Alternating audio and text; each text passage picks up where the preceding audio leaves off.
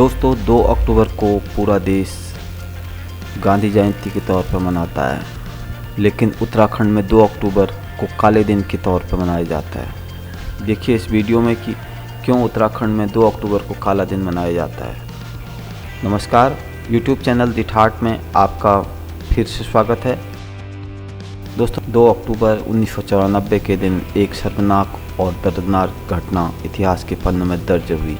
उस घटना का नाम है रामपुर तिराहा कांड। इस वीडियो में मैं आपको ये बताऊंगा कि मुलायम सिंह यादव ने किस तरह से उत्तराखंड के लोगों को बर्बरतापूर्वक मारा, रेप किया। देखिए ये पूरा वीडियो। उससे पहले दोस्तों मेरा आपसे आग्रह है कि आप मेरे वीडियो को लाइक करें और सब्सक्राइब करें और इस वीडियो पर ज़रूर कमेंट करें। मेरा यह वीडियो उत्तराखंड के सब लोगों के लिए समर्पित है जो उत्तराखंड के निवासी हैं और हर राष्ट्रभक्त के लिए भी। दोस्तों उत्तराखंड राज्य को बनाने में 100 सालों का संघर्ष शामिल है और इस संघर्ष में कई बलिदान भी दिए गए हैं। तब जाकर 9 नवंबर 2000 को उत्तर प्रदेश राज्य से अलग करके उत्तराखंड राज्य की स्थापना हुई। इसकी सर्वप्रथम मांग 1897 में इंग्लैंड की महारानी विक्टोरिया के समक्ष रखी गई थी, जिसके बाद हर दशक में इसके प्रयास होते रहे। इसी दौरान 1980 में जन जागरण अभियान की शुरुआत कर उत्तराखंड क्रांति दल ने इस मांग को जन जन तक पहुंचाया। 90 के दशक आते आते उत्तराखंड राज्य की मांग अपने चरम पर पहुंच चुकी थी। कोदा झंगोरा खाएंगे उत्तराखंड बनाएंगे और आज दो अभी दो उत्तराखंड राज्य दो जैसे नारों से गूंज रहे थे। 4 दिसंबर 1993 को मुलायम सिंह यादव समाजवादी पार्टी से उत्तर प्रदेश के मुख्यमंत्री बने। मुलायम पहाड़ के लोगों की मांग पर कह चुके थे, मैं उनकी परवाह क्यों करूं, कौन सा उन्होंने मुझे वोट दिया था। दोस्तों शुरू से ही मुलायम सिंह यादव का रवैया पहाड़ और पहाड़ के लोगों को नज़रअंदाज करने वाला रहा। इस मांग से उत्तराखंड के लोगों में गुस्सा भड़का और उत्तराखंड राज्य की मांग को और तीव्र कर दिया। उत्तराखंड राज्य आंदोलनकारियों ने 2 अक्टूबर 1994 को दिल्ली में प्रदर्शन करना निश्चित किया था। उत्तराखंड राज्य की मांग को लेकर गांधी जयंती के दिन दिल्ली रामलीला मैदान में प्रदर्शन करना तय हुआ। अन्य राज्यों से लोग दिल्ली में एकत्रित होने लगे जो उत्तराखंड ही थे। कुमाऊं क्षेत्र से लोग बिजनौर होते हुए दिल्ली पहुंच रहे थे। ये सब संयुक्त संघर्ष समिति के अध्यक्ष स्वर्गीय इंद्रमणि बड़ोनी जी के नेतृत्व में हो रहा था। कुछ लोग देहरादून साइड से आ रहे थे। चमोली, टिहरी, रुद्रप्रयाग के लोग भी दिल्ली के लिए निकल चुके थे। इन सभी लोगों को 2 बजे रात को ऋषिकेश के चुंगी नंबर 1 के मैदान पर एक साथ एकत्रित होना था, लेकिन ये सीधा दिल्ली के लिए निकल पड़े। जब इन लोगों तक संदेश भिजवाया कि ये लोग नारचंद पर रुक जाएं, तो ये लोग लगभग रात 3 बजे वहां पहुंच चुके थे। इन लोगों के पहुंचने से पहले घटनास्थल पर पुलिस और पीएसी ने पूरी तरह से घेर लिया था। उत्तराखंड के लोग सुबह 5 बजे नारचंद पहुंचे। वहां पहुंचते ही माहौल गड़बड़ लगने लगा था। उनको गाड़ियों को आगे नहीं बढ़ने दिया जा रहा था। लोग इतने आक्रोशित थे कि पैदल ही आगे बढ़ गए। लोगों को अपने सामने आग में जलती हुई बस दिखाई दी। लगभग 3 किलोमीटर चलने के बाद लोगों को गन्ने के खेतों से महिलाओं का रोना और चिल्लाना सुनाई दिया। कुछ लोग दौड़ के गन्ने के खेतों में कूद गए। उनके सामने महिलाएं निर्वस्त्र थी और कई लोग उन महिलाओं के साथ दुराचार कर रहे थे।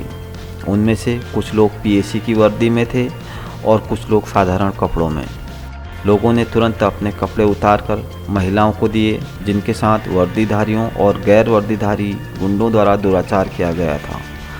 उत्तराखंड के लोग अपने माँ बहनों की इज्जत बचाने के लिए उन लोगों के साथ भिड़ गए। यह सब मुल्ला मुलायम के कहने पर हो रहा था। एक बार किसी जगह पर मुलायम सिंह ने ये माना था कि हाँ उससे ये गलती हुई कि उसको वो ऑर्डर नहीं देना चाहिए था। लगभग सुबह 6 बजे गोलियां चलनी शुरू हुई। सामने ही एक ईंट की भट्टी थी जहाँ कुछ लोग गोलियों से बचने के लिए छिपे हुए थे। गोलियों से बचने के लिए लोगों ने ईंटों से हमला करना शुरू कर दिया, प्रतिकार करना शुरू कर दिया, क्योंकि उनको उन पर गोलियां चलाई जा रही थी। तो उन लोगों ने भी ईंटों से हमला करना शुरू किया। इसी दौरान एक 16 वर्षीय सत्येंद्र चौहान की कनपट्टी पर गोली लगी और वो वहीं पर मर गया। ये माहौल इतना खतरनाक था, ऐसे ही चलते रहा। धीरे धीरे आसपास के गांव में इस घटना की सूचना पहुंचनी शुरू हो गई। गांव वाले उत्तराखंड के लोगों की मदद को आने लगे, जो बड़ी संख्या में थे। इस खूनी माहौल को शांत होने तक घटना स्थल से पीएसी की वर्दी में जो लोग थे वो फरार हो चुके थे। यदि आसपास के गांव के लोग मदद को नहीं आते तो स्थिति और भी भयानक होती और भी लंबी चलती। दोस्तों, सरकारी रिकॉर्ड के हिसाब से इस विभत्स कांड में 7 लोग शहीद हुए और 16 महिलाओं के साथ दुष्कर्म हुआ। ये तो सिर्फ सरकारी आंकड़े हैं। उत्तराखंड के लोगों का मानना है कि इस कांड में कम से कम 250-300 लोगों को पुलिस की गोलियों का शिकार होना पड़ा। पुलिस ने उनको मारा और आसपास उनकी लाशों को गायब करवा दिया, कहीं ज़मीन पर गाड़ दिया, कहीं पर कुछ कर दिया और सैकड़ों महिलाओं के साथ दुराचार किया।